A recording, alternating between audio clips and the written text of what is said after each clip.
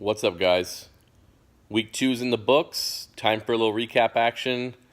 We had some close matchups, some high scores.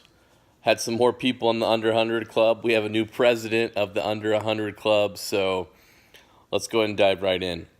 First matchup on the board was myself and Reggie.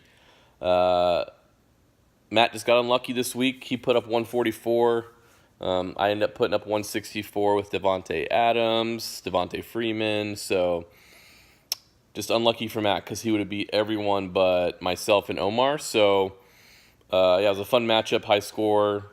And CJ Anderson looks like a gem for Matt because I think he got him for a few bucks. So let's see if he stays healthy. Next matchup, Mr. Mikey Wyckoff and Mikey T.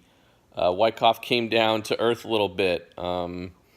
Made some choices that maybe led to the loss. So he had Tyrod in at QB, and if he would have put Phillip Rivers in, it would have been a lot closer.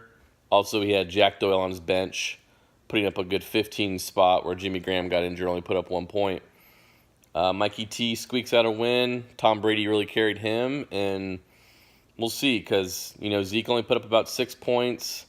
He got 2 points from his tight end, and then three of his wide receivers scored 6 points and under. So could be concerning there, but good win, Mikey T.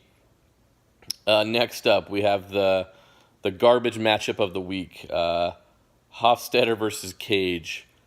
89.9 to 88.8. Last week, Hofstetter called out Register for winning while getting under 100 points, and then Hofstetter does the same thing. I reached out to him to see if he wanted to say anything about his win, and he sent me some terrible quote from Vin Diesel and Fast and the Furious, so I won't even go into it. But Jordy Nelson goes down, puts up a 0 spot, and he still wins.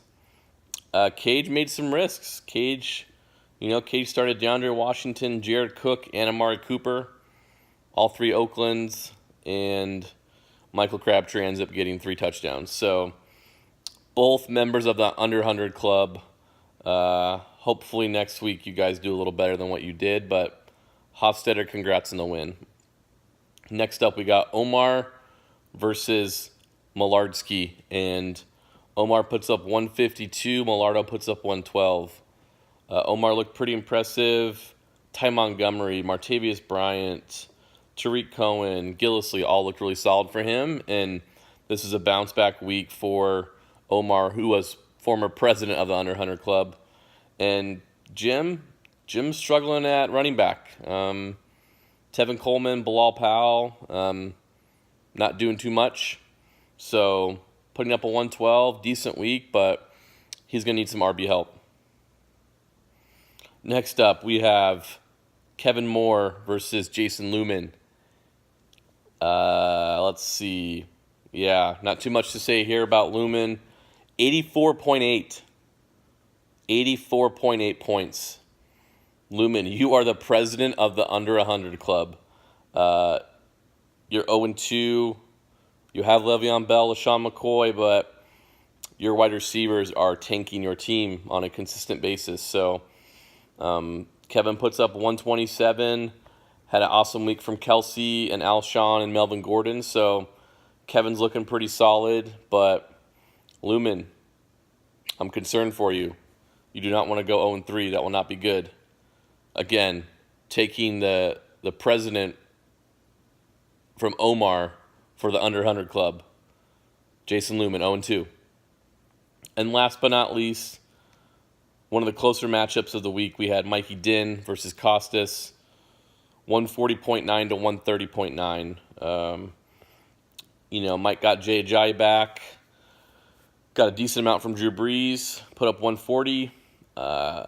Costas, really good week. Kareem Hunt seems to be the star of the league, but could not do it. Said in the text thread, he should have started Wentz over Ryan, but you're not doing that, dude. If you're doing that, then you're some fantasy savant, but I don't think you bench Matt Ryan for Carson Wentz, especially when Matt Ryan's playing the Packers, who are terrible, and the total point for that projected Vegas line was huge. So you win some, you lose some. Costas did lose Greg Olsen, broken foot style. So He's been running 2 tight ends in his tight end and flex, and that is now over. So we'll see what he does there, from a tight end flex perspective. Let's just go over some of the standings. We have Mikey Din and Steven Hofstetter at 2-0 leading the way.